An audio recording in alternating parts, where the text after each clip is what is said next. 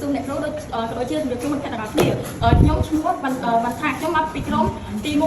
មកពីថ្នាក់8នេះហើយថ្ងៃនេះខ្ញុំលើកមកប្រធានបទគឺវិស័យពុំទឹកស្វ័យប្រវត្តិសម្ភារៈវាមានដូចតទៅជាដំបូងខ្ញុំមានក្រាស់រាម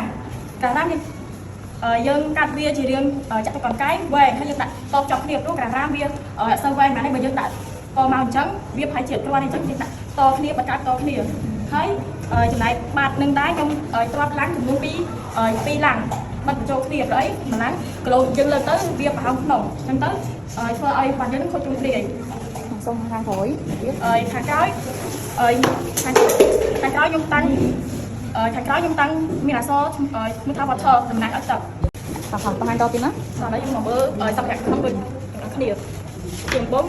មានម៉ាស៊ីនមួយម៉ាស៊ីនហ្នឹងគឺជាកលក្នុងការធ្វើម៉ាស៊ីនបំទឹកស្វ័យប្រវត្តិហ្មងបើមានម៉ាស៊ីនហ្នឹងយើងអាចបូមបានទេហើយយើងមានក៏ដូចជាថ្មហ្នឹងយើងតយើងយកខ្សែម៉ាស៊ីនបូមទឹកហ្នឹងគាត់ខៀវយកមកតជាមួយនឹងអាកន្លែងខាងគល់ដកបន្ទាប់មកយើងដាក់ពេលខ្សែបបហ្នឹងយើងក៏តជាមួយនឹងកង់តាក់អូខេហើយយើងមានខ្សែមួយទៀតមកតជាប់ជាមួយនឹងអានេះដូចគ្នាតជាប់ដើម្បីឲ្យវាយើងចុចកង់តាក់ទៅវាលោតហើយវាបូមចំណាយពិសោធន៍មើលពេលនោះខ្ញុំពិសោធន៍ដាក់ថ្មនេះមាន9វ៉ុលតម្លៃវា9វ៉ុលប៉ុន្តែដាក់ទៅម៉ាស៊ីននឹងអត់បូមទេព្រោះអំពែវាតិចតែអានេះតែ4វ៉ុលទេប៉ុន្តែខ្ញុំដាក់ទៅម៉ាស៊ីននឹងវាបូមឡើងអញ្ចឹងអានេះមានអំពែវាច្រើនតោះឥឡូវយើងមកមើលក្នុងការពិសោធន៍របស់គ្នាតោះ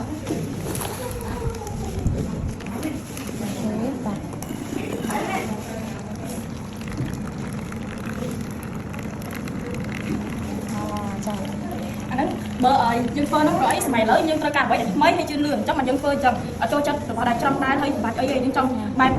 ស្វ័យប្រវត្តិអញ្ចឹងចាម៉ាស៊ីននឹងអត់ថ្មអត់ម៉ាស៊ីននឹងអត់ថ្មតែខ្ញុំកែច្នៃធ្វើជាកន្លែងបញ្ចូលមានកន្លែងបញ្ចូលទៀតអូខេតាមបង្ហាញអស់មើលកែច្នៃកន្លែងបញ្ចូលហ្នឹងអានេះខ្សែខ្ញុំតពីអាមួយហើយអានេះមួយទៀតខ្ញុំយកមកវាកាត់មកភ្ជាប់នឹងកន្លែងនេះឯគ្រូចាហើយពេលយើងថោតដូចខ្ញុំប្រើដូចគោមកធំយកមកដាក់ទៅវាឲ្យពេលបញ្ចូលទៅពេលបញ្ចូលវាលោតភ្លើងខៀវទៅបាញ់ថាវាពេញហើយអញ្ចឹងយើងធ្វើអញ្ចឹងងាយស្រួលក្នុងការ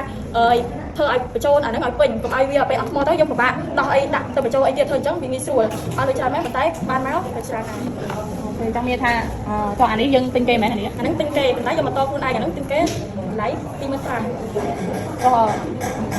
យើងទិញគេហ្មងក៏យកមកពីហ្នឹងយើងទិញគេយើងយកមកតខ្លួនឯងទិញគេវាមានខ្សែ2នេះស្រាប់តែយើងត្រូវការយកមកតខ្លួនឯងដាក់ជាមួយនឹងអានេះមុនដំបូងអាពេលខ្ញុំមើលនៅក្នុងទូរស័ព្ទគេមានដាក់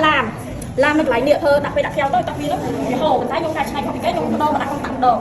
តែយើងអាចដាក់ចឹងនិយាយថាយើងមិនចាំដាក់កង់តាក់តែចុចបើកទេគ្រាន់តែយើងយកខ្យល់នឹងដាក់នៅពីក្រោមហ្នឹងហើយតាក់ហូរហ្នឹងយើងធ្វើបានអត់បាទតែដំបូងយើងធ្វើអញ្ចឹងឬមួយក៏ធ្វើអញ្ចឹងយកហ្មងយើងធ្វើអញ្ចឹងយកហ្មងពេលនោះខ្ញុំគិតថាត្រង់ធ្វើដាក់ឡានតែប៉ុន្តែ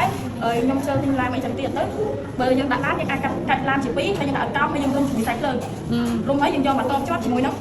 នេះដុំរបស់យើងចាបន្តហ្នឹងទៅវាពេលយើងគ្រាន់តែដាក់អញ្ចឹងវាហូរតែខ្ញុំចង់ឲ្យខុសពីគេចង់ឲ្យដូចគេពេកខ្ញុំក៏ដាក់ក៏ទិញកុងតាក់មួយតម្លៃវា5ខ្ញុំដាក់ចាតែខ្ញុំចង់ធ្វើខ្សែពីគេខ្ញុំដាក់កុងតាក់ខ្ញុំចង់ដាក់កុងតាក់វិញចាអូខេចាអរគុណ